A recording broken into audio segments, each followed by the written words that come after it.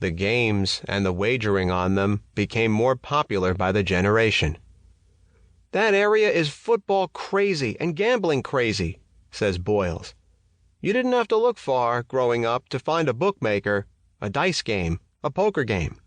On the weekends, all the clubs would have dice and poker. Bookies were everywhere. You'd go to the local newsstand if you wanted to make a bet. There was a culture."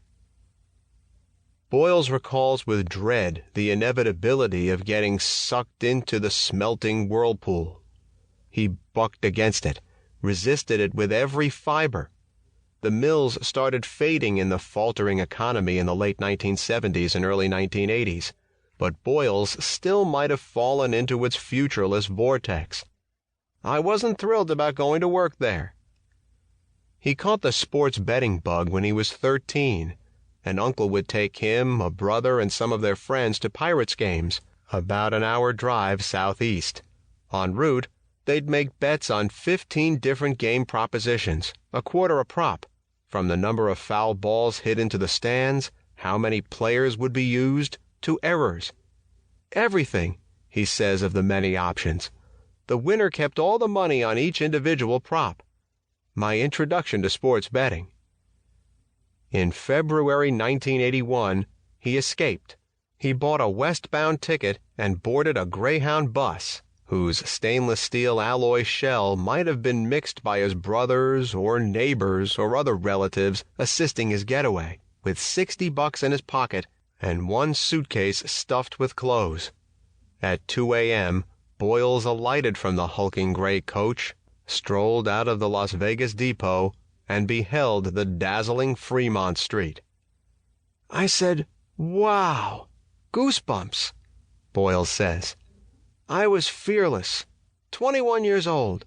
I wasn't scared. I loved it. I said, 'This is for me. Adventure. Just great.'" Today, Boyles nearly falls off his chair in the VIP section of the Westgate Superbook when a young running back for the University of Maryland runs it in from 54 yards out in the final minute. The Terrapins, with a 56-33 lead, had been killing the clock against Illinois. A bad strategy for Boyles, but the correct call by Maryland, since he had made a wager on the halftime line on Maryland giving 5 points. The Terps had led 28-9 at the break, which plays no role in his wager because his ticket is based solely on the second half.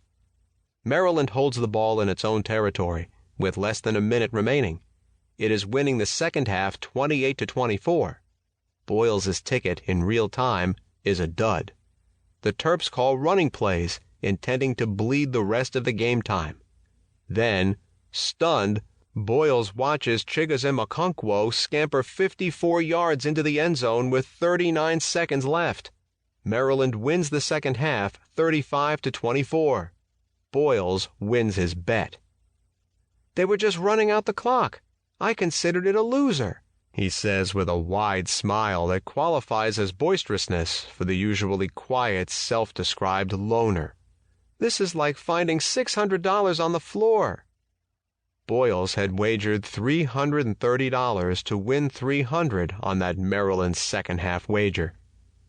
His reserved manner requires no publicity, no acknowledgment, no backpats, which makes him an attractive subject. A mutual friend facilitates the connection, and Boyles agrees to discuss his exploits, including getting barred from a chain of casinos by a titan of the industry, as a professional bettor for more than 30 years. He is among a select group of pro-handicappers most respected by its peers. With Maryland, he had just experienced the other side of the bad beats label, which receives only one-sided coverage by Scott Van Pelt on ESPN. That other side, a stunning reversal or shocking score that benefits the bettor, goes largely unnoticed, and that's where Boyles is today. It's where I was on October 19, 1996, when I had bet on Arizona State, giving 8 or 8.5 points at home to Southern California. It went to overtime. Giving more than a touchdown in an overtime game that will most always be settled by 7, 4, or 3 points, even 1, I was certain my bet was toast. It went to a second overtime.